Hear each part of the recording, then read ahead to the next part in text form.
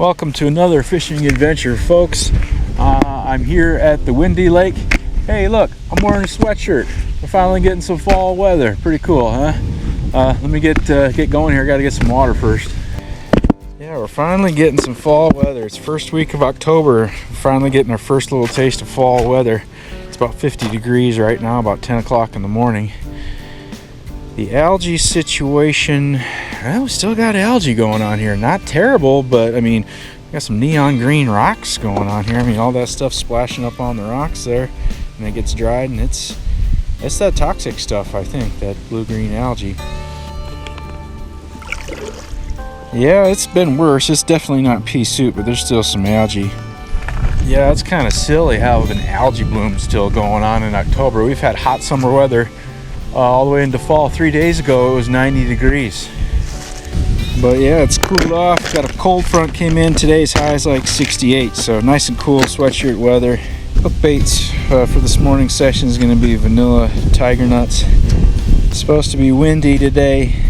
Right now it's blowing at about 10 to 15. It's supposed to pick up to 25 to 30 in the afternoon. I don't really mind the prospect of having some wind today, because a wind like that, cool weather wind like that, I think that's going to keep the boats away. Historically, this lake doesn't usually have a ton of boats trolling, but just enough to be annoying. And I'm hoping that this windy, cool weather is just going to make them stay home today. Yeah, remember I said that at the beginning of the session. We'll see what happens later on in the day. 2 tiger nuts on the hair is what I'm doing here.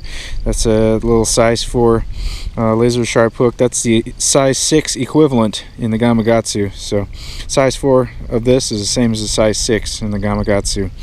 This pack bait that I'm going to use here today is a super secret recipe, and I'm not going to tell you what's in it, because if I tell you what's in it, then you're going to start using it and you might start catching fish yourself, and I certainly don't want that. So going to keep it secret, not going to tell you what's in it. In case you didn't notice, that was complete sarcasm there. I think it's kind of hilarious when I see people online like doing that, like acting like they got some kind of secret recipe that they want to keep to themselves and don't want to share with anybody. And I mean, that whole not wanting to share it is a silly concept by itself, but then the idea that there is such thing as a secret bait or a special bait that works so much better than anything else is kind of silly too, in my opinion. I think the bait companies fuel those ideas that one bait is super special over the other. You know, they need to promote their latest bait innovations to get people to think that there's something special about it and buy it. But I am going to tell you what's in this here. It is a mix of old-fashioned oats, sweet feed pellets, there's one right there, little horse feed pellets, a can of corn, a can of cream corn, and some chili powder. And the proportions are 8 cups of old-fashioned oats, 2 cups of the sweet feed pellets. And I made this right when I got here. It's been sitting for a few minutes while I'm getting set up. It needs to sit for about 10 minutes so those oats can start to absorb some of that liquid and become sticky, stick together just like that. Yeah, this algae water's not too bad, I guess. It was a lot worse earlier this summer, but it's just so weird to have algae in the water in October. Here in northern Iowa, winter is closing in fast by the time you get into October. I usually quit carp fishing by the 1st of November because the bite just dies off but the later part of October. I mean, by the time we get to November 1st, we got water temps in the 40s, and by December 1st, ice. Every year I get people asking in the comments why I don't do any wintertime fishing, and it's because I don't do ice fishing. We get ice here. The ice, like I said, the ice starts about the first part of December, and everything stays iced over all winter long until end of March, early April. So I'm not going to cast very far here today. 30, 40 yards maybe. I fished here before, so I know the depth. I want to get in about 8 feet of water, and I'm just going to put this out there.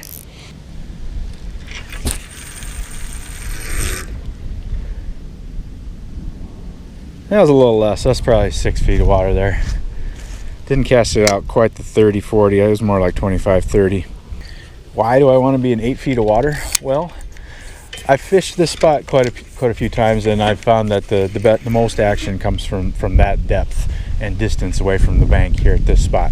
I don't really know exactly why. I haven't scanned the bottom to know exactly what's down there. I don't think there's anything down there. I think that's just, but this is basically a hillside that continues down into the water and not a super steep pace. So I think at 8 feet, sunlight still hits the bottom at 8 feet. Or less, and I think with the water clarity here being what it is, anything deeper than that, it's going to be pretty dark on the bottom. Probably not a lot of aquatic life. That's just my theory, though. I've never scubaed down there to see what's exactly down there.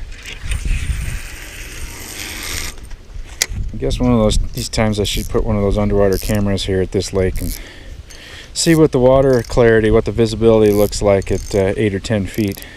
It's kind of a crapshoot today here. I don't really know what to expect because there's such a dramatic change in weather over the last few days. Like I said, 3 days ago it was 90 degrees and hot, and here we are with much cooler weather. Obviously the water takes a lot longer to cool off than the air. I'm gonna go measure the water temp here in a minute here. I'm betting it's probably in the mid 60s. But obviously I'm feeling a little optimistic here because I'm getting the mat laid out, because a lot of times if I feel pretty certain I'm going to get stunked, I don't even get that thing out until I start catching a fish. And in that same vein, I should probably get the net ready. Probably should have done that before the mat. Get a lot of questions about my long-handled nets that I use. I have a couple different ones that I use, and it's all listed in the description if you want to look it up and look at the specs and potentially get one for yourself. Yeah, this fall transition stuff, in my experience, is usually either really good or really bad as far as the bite goes. Really great bite or just dead. So we'll see how it goes. Well, this is bouncing between 62 and 63. This is right next to the shoreline in 6 inches of water after a long, cold 40-some degree night. So if this is 62, out there in the deeper stuff is probably holding a little bit more heat. Probably around 65 or more would be my guess. So 60s is good. I have good luck fishing in anywhere in the 60s. Once it gets down below 50, then it really slows down. That's been my experience. And once the water temp dips down below 50, down into the 40s, I mean, it's really slow then. You can still catch fish with water temps in the 40s, I have, but it's just really slow. You can spend days sitting here fishing without a bite. But bait's in the water about 10-15. It's going to be a sunny, windy day. I like those conditions for fishing. But yeah, let's see what happens. You know, I think if you're watching this right now, then I think something pretty interesting probably happened. Thanks for tuning in.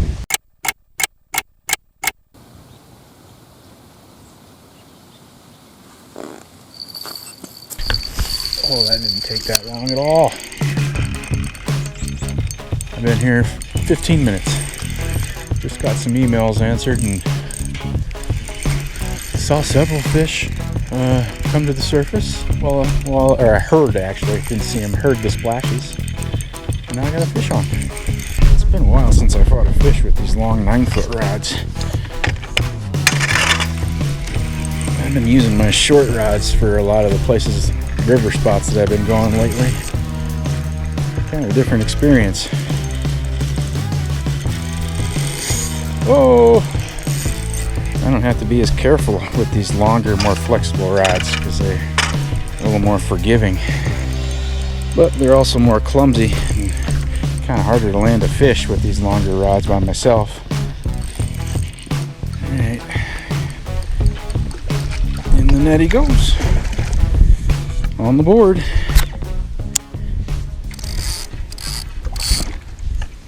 Yeah, on the board. First fish, only 15 minutes in, but little bitty fish, 3-4 pounds.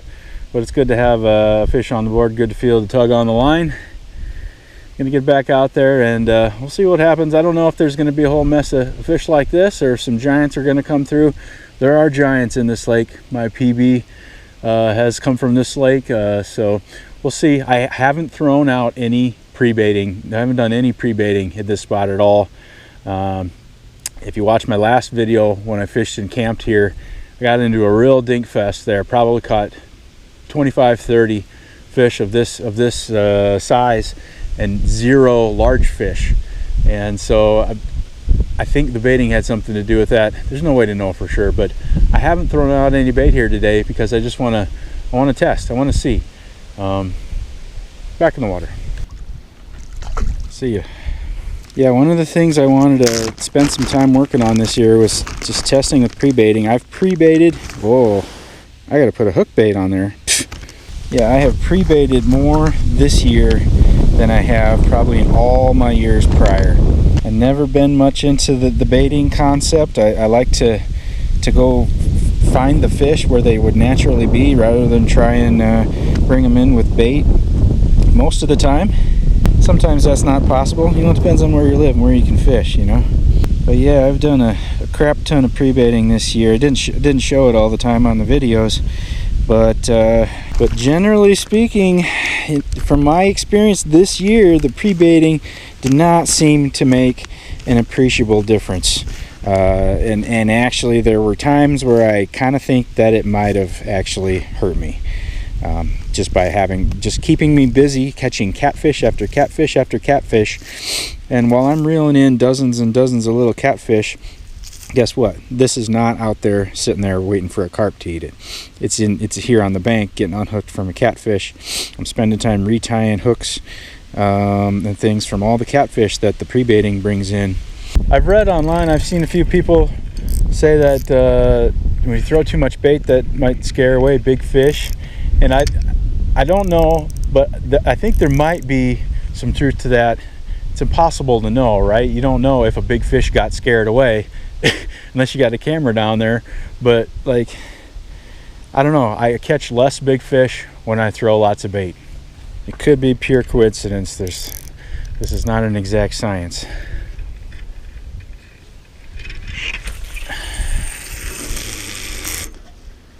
I put that one out a little farther than the first cast. Yep, 7-8 feet of water there.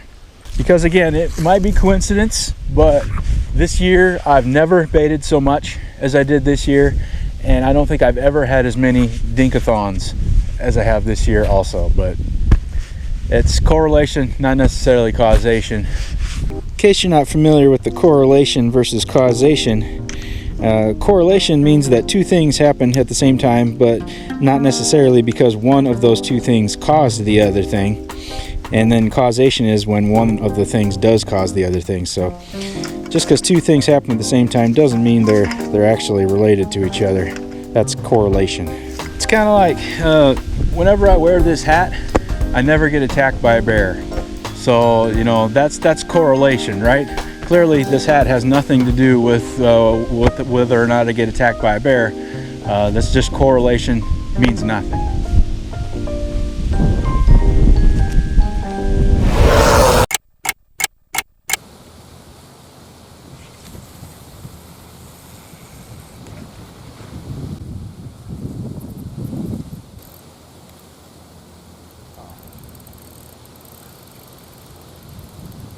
I just casted this out. I didn't even get the drag set.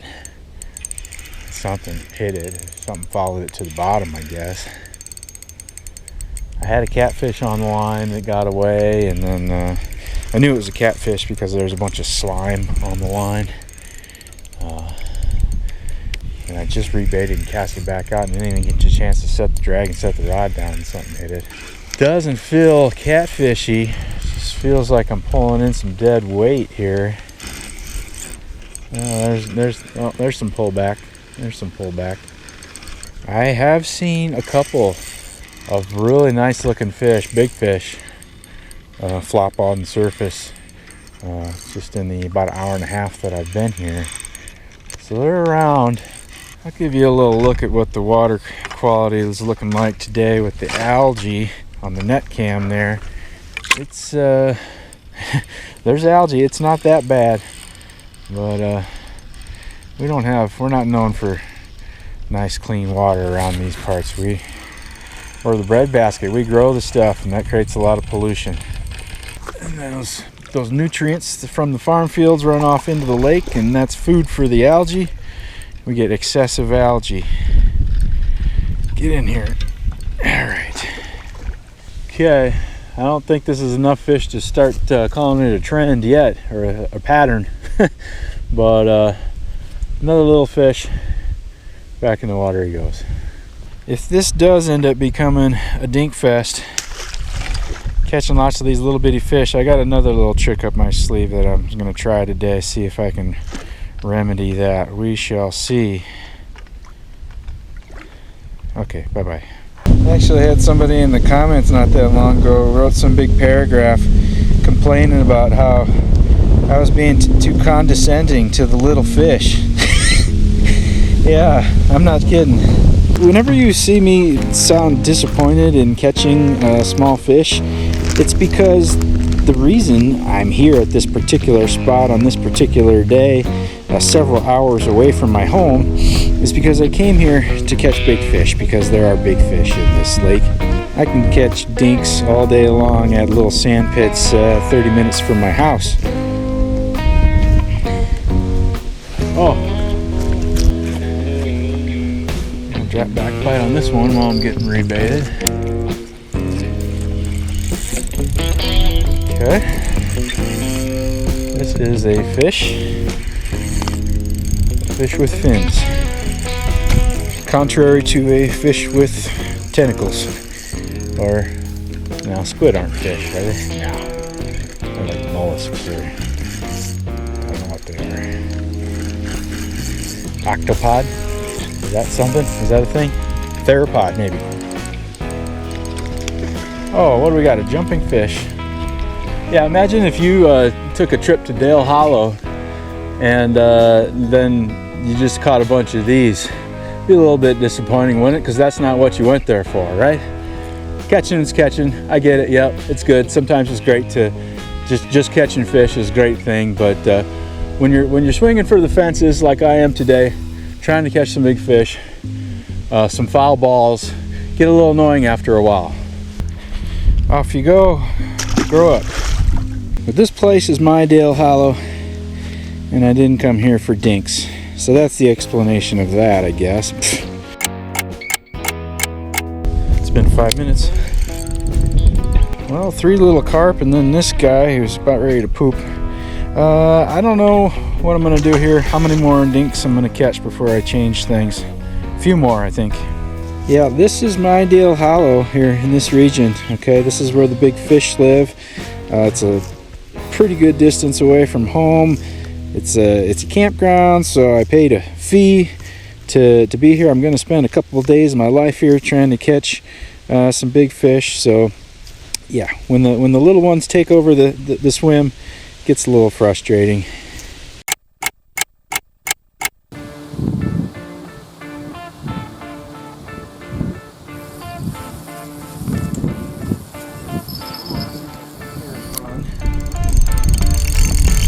Okay. Okay. Okay. Okay. Yes, sir. I think I'm not gonna say anything. I'm just gonna fight this fish. We got a bend in the rod and tight line. Stay up here for now. See where this fish goes. The net's over there. I got this other line to factor into the equation here, and I casted this a long ways out there. This is probably 50-60 yards out. I just decided to bomb it out there in some deeper stuff. You know, I was griping about dinks, so bombed it out there into some probably 15 plus feet of water. Now I have something that feels less dinkish, and it's heading that way. So I'm glad I left the net where it is, because that's where the net is, way down there. Yeah, this lake is weird. I've also had days when I would just catch like one after another teener fish, 12, 13, like between 10 and 15 pounds. I've had days where I've caught like 20 of those all in a row, all the same size, nothing big, nothing small. Yeah, it's just weird things happen at this lake. Oh, it's a great looking fish, and I think it looked like a mirror. It looked like a big mirror to me. But I just caught a glimpse of him for half a second. I did catch a mirror at this lake earlier this year. I don't think I published that video yet though. You're gonna have to stay tuned for that'll probably come up sometime during the winter. It's a mirror for sure. It's a mirror for sure. Big mirror.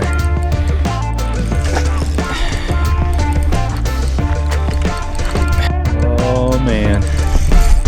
Now the heart's pounding. Now I'm nervous. This fish is getting close here. This is the most nerve-wracking part here. This is the most dangerous part. The least amount of line between me and the fish. Least amount of stretch. No, no, don't do that. Don't do that. Don't do that. I don't want him sticking his head up out of the water. I don't like that. Right now this fish is just got his head pointed that way and he's just swimming straight away from me, banging his tail on the line.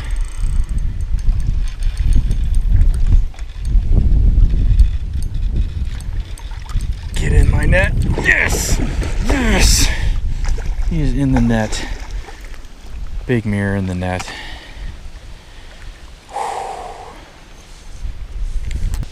Well, I think this fish has been caught before. My hook is over on this side of his mouth, over here, but this fish has a big wound and a sore over there, looks like. I'm not for sure that the fish has been caught, because I mean they feed, you know, they run around on the bottom with their mouth, so that could have just been an injury that happened naturally during feeding or spawning, who knows. Yeah, this is a pretty awesome mirror. Very unique scale pattern, just hardly any scales really, kind of, I guess, very linear down most of the body, and there's a bunch on the tail, and it's different on the other side. I'll flip them around here, but yeah, that I think maybe it might have been caught before. We've got that, and then it's missing a scale on this side, and it's a rough life out there, so it's hard to know. You know, most of the time when people around here catch a carp, they kill it. So I don't catch a lot of fish that look like they've been caught before, because usually if they get caught by, you know, somebody else, they'll kill it. So yeah, I don't know what the story is with this fish, but it's a beautiful fish either way. I'm just thrilled to have it. Thought I was getting into a dink fest there for a little while. Let me flip this fish over so you can see the other side. Yeah, the other side's a little bit different. Not very many scales though. I mean, just almost a leather carp, you know, just smooth skin, but it's missing a scale right there. It looks like an older injury, and I'm just really happy to have this fish. Can you tell? I'm not going to weigh this fish. I'm guessing, I don't know, 11, 12 pounds, something like that maybe. I have seen fish here that have like a kind of hemorrhagic disease, and I think that might be what some of that redness on the scales is. It's a bacterial infection. I've researched it after I left here last time. It's a bacterial infection that causes hemorrhaging in the scales and the skin of the fish. I think that's what this fish might have. And those other fish that I caught that had kind of like pink striping on the sides in their scales. But this guy's going back in the water. Catch him again another day. Big mirror. I did catch another big mirror earlier this year. I never weighed that one either. It was about the same size, but had a lot. The one I caught earlier this year that was big was fully scaled. All right, see ya. Thank you. I guess all I had to do was start talking about Dale Hollow, and then I catch a big mirror, huh? That's pretty cool. That is a correlation, not a causation. Now, the fact that I caught that fish out in deeper water, that's something to think about. I mean, that's still a correlation right now, but if that keeps happening, I'm going to put this bait back out there, 50, 60 yards out, 15 feet of water. If I catch some more fish out there, some bigger fish, well, that might be moving into causation territory there.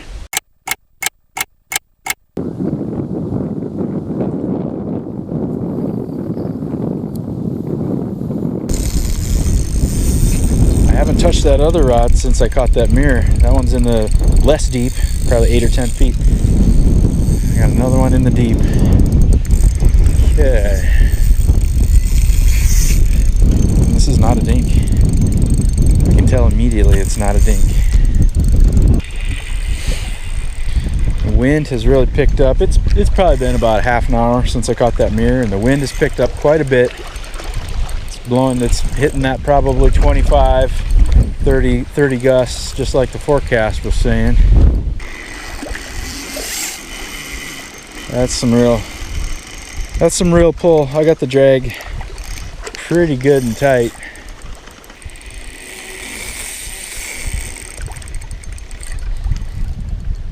Oh, it's a huge catfish. Well, now that I know it's a catfish, I can put a little more force on them, I think, because their mouths are way stronger than a carp. They won't tear out very easily. Yeah, that is a trophy. That's a trophy. Come on in here. Okay. Yeah, it's a 15-pound channel cat in the net. Trophy channel cat. Look at this beast. Really long body. Probably an old fish. Huge head. Kind of not that beefy of a body. Around 15 in the net. It's probably a 13. Trophy fish. The big fish are hanging out in the deep water. This one came out of the deep water, same place that big mirror came from. Seemed a little early in the season for that. The water's not very cold yet, but hey, I'm learning stuff, I guess.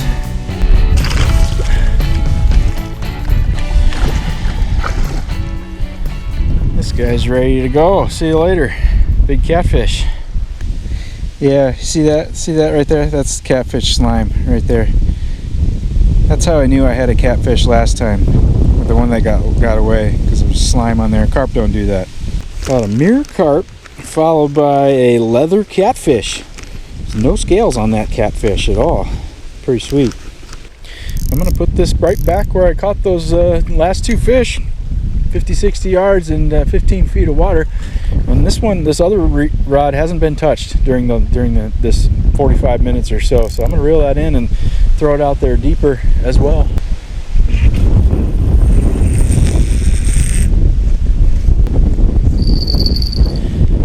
This wind is getting it's just barely below the point of unfishability here. We're gusting at about 30, and that's about as much as I'm gonna put up with. If it gets more than that, probably gonna call it, because more than that, then it's really difficult to keep baits pinned down and can't hear anything and just shouting over the wind all the time, and the waves are ridiculous, and it's just too much stuff that just makes fishing unenjoyable once it gets to that point.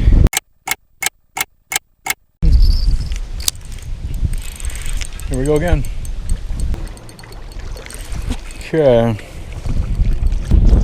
Yeah, that's definitely a female channel cat there. That goldish, greenish, bronze color. That's indicative of a female fish. Males are more gray. I have not come up with a definitive way to tell male versus female carp. Body shape is the one thing I know. The males are usually more torpedo shaped and the females have taller bodies, but other than that, that's the only way I know how to tell with carp.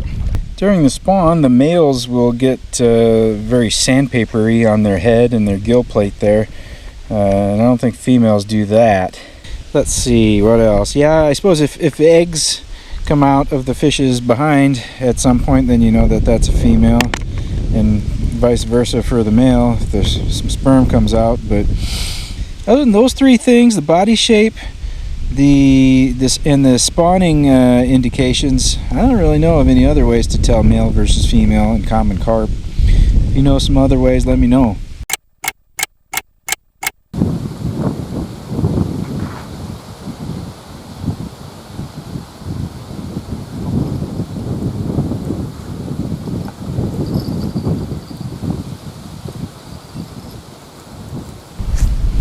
Got a bite, but not enough to pull drag.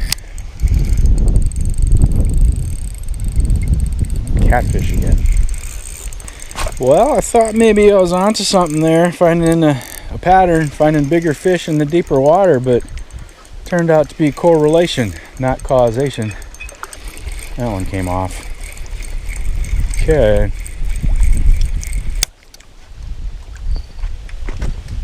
Oh, now the other one's going. That one is pulling a little, oh yeah, that one's pulling a lot of drag. Okay. That feels pretty carpy. Well, aside from the initial run, this fish has mostly just let me just pull him on in. Now it's swimming at me. Now he's swimming in with me. Oh, are you kidding me? It's another big catfish. It's another big trophy catfish. It looked at me and then took off again. Come on in.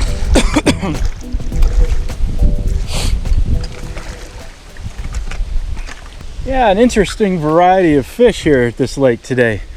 What do we got? Little carp, little catfish, mirror carp, multiple big catfish. I guess the next thing should be a big common carp. That seems that's what I haven't caught yet. He's pooping. Time to get him out of here. So long. Oh, that was a nice dive. See ya. Yeah, if I could just round out this session with a 30-pound common carp with all the scales, that would make a nice diverse group of characters for this video. That'd be pretty cool.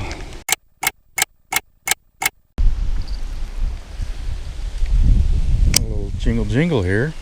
A little drop back bite. Okay.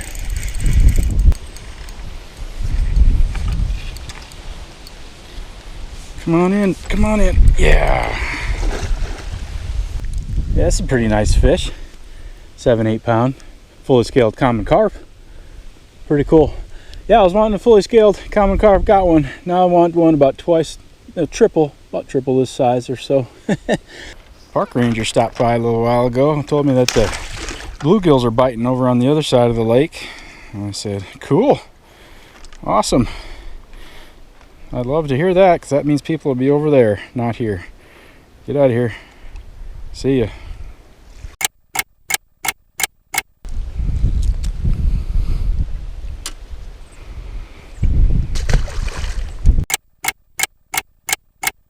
Yeah, a little catfish. Back into Dinkville again. Well, I'm going to call an audible here. It seems like I'm getting into a mess of dinks here. And I think I'm just going to take a break and head over to the other side of the lake and see what the bluegill fishing's going on over there for a little bit. Tune in next week. Have to see what the afternoon and evening session happens here. Who knows what might happen. Thanks for watching. I appreciate it. See you on the next one.